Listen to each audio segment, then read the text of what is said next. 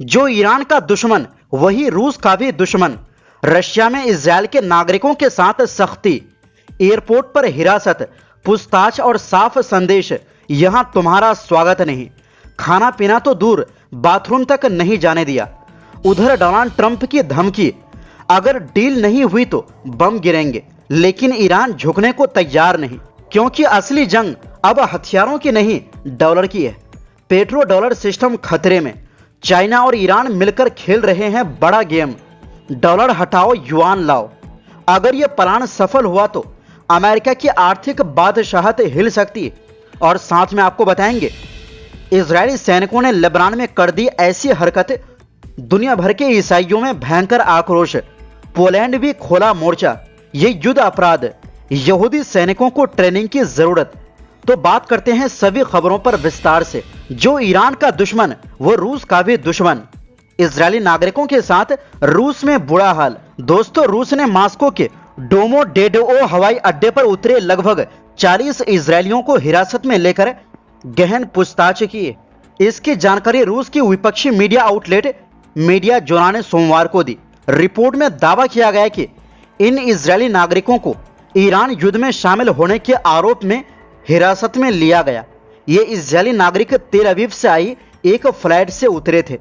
इन लोगों में से कुछ के पास इजरायल और रूस दोनों देशों की नागरिकता भी थी। इसके बावजूद इन इजरायली नागरिकों के साथ रूस में दुर्व्यवहार किया गया। मीडिया जोना में बताया गया है कि रूसी अधिकारियों ने हिरासत में रखने के दौरान इजरायली नागरिकों को खाना पानी या बाथरूम की सुविधा तक नहीं दी। रिपोर्ट में सूत्रों के हवाले से यह भी कहा गया कि रूसी सुरक्षा अधिकारियों ने इजरायली यात्रियों से अपने फोन अनलॉक करने की मांग की, लेकिन जब यात्रियों ने मना किया तो फोन बंद करवा कर ही छोड़ दिया। वहीं इजरायली विदेश मंत्रालय ने कहा, जैसी ही इस घटना की जानकारी मिली, विदेश मंत्री गिदोन सार ने मंत्रालय के कर्मचारियों को निर्देश दिया कि वो रूसी विदेश मंत्रालय और मॉस्को स्थित इजरायली दूतावास के साथ मिलकर कार्रवाई करें। इस हस्तक्षेप के बाद यह मामला सुलझ गया और इजरायलियों के एंट्री को मंजूरी दे दी गई। आउटलेट ने बताया कि इन इजरायलियों को बातचीत के लिए बुलाया गया, जिसके दौरान कथित तौर पर उनमें से कुछ को बताया गया कि ईरान रूस का सहयोगी है और जो ईरान का दुश्मन है वो रूस का भी दुश्मन है। इसके बाद इजरायलियों से कहा गया कि मॉस्को में उनका आना स्वागत नहीं है और वे बेकार ही यहां आए हैं।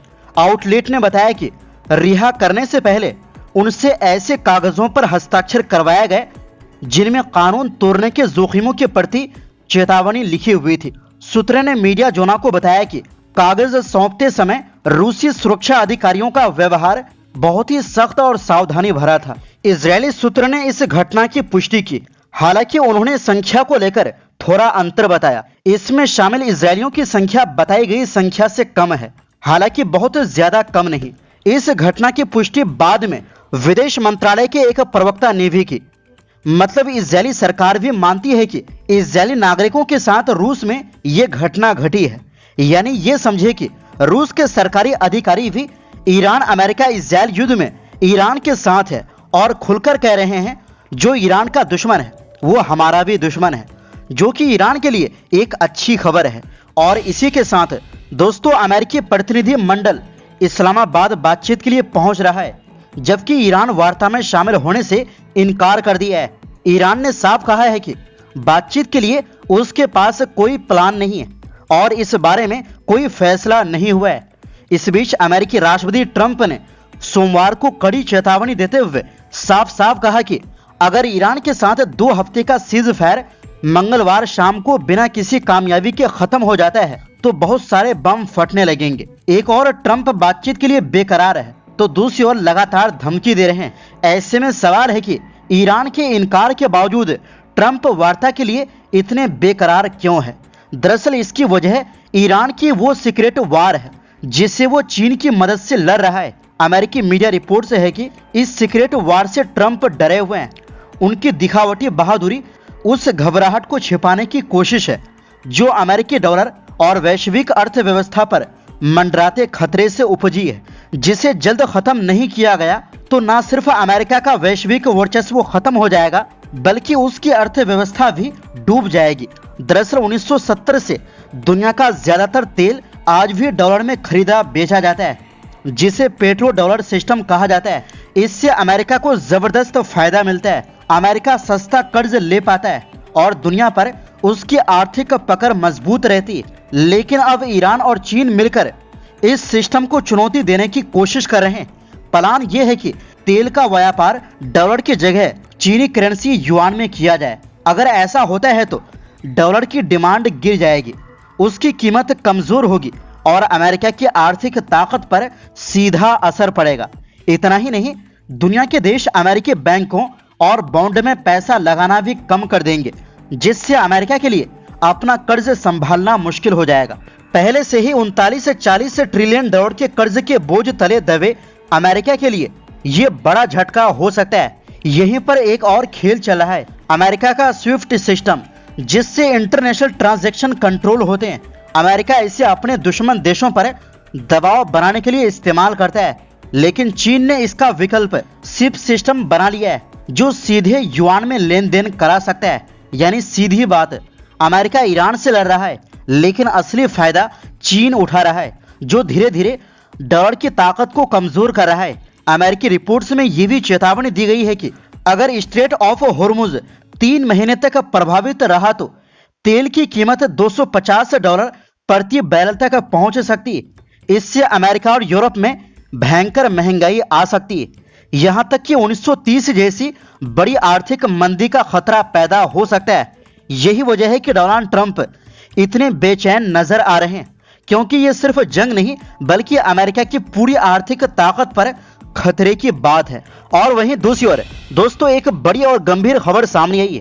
पोलैंड के विदेश मंत्री राडोस्लाव सिकोरस्की ने इजरायली सेना पर सीधा आरोप लगाया है कि कुछ सैनिक खुद ही मान चुके हैं कि उन्होंने युद्ध अपराध किए हैं। उन्होंने कहा कि इन सैनिकों ने सिर्फ फिलिस्तीनी नागरिकों को ही नहीं बल्कि अपने ही बंधकों को मार दिया। सिकोरस्की ने साफ कहा कि इस मामले में जिम्मेदारी तय होनी चाहिए और दोषी सैनिकों के खिलाफ सख्त कार्रवाई होनी चाहिए। उन्होंने ये भी कहा कि इजरायल के विदेश मंत्री गिदोन सार ने जो माफी मांगी वो सही था, क्योंकि मामला वाकई गंभीर है और माफी की जरूरत थी। सिकोरस्की ने यह भी साफ कर दिया कि सिर्फ माफी से कुछ नहीं होगा। अगर सेना की ट्रेनिंग और व्यवहार में बदलाव नहीं किया गया तो ऐसे मामले आगे भी होते रहेंगे। उन्होंने ये भी कहा कि अगर ये सब देखकर भी कोई बदलाव नहीं करता तो फिर वो कुछ नहीं कर सकते। इसी बीच एक और बड़ा विवाद सामने आया है।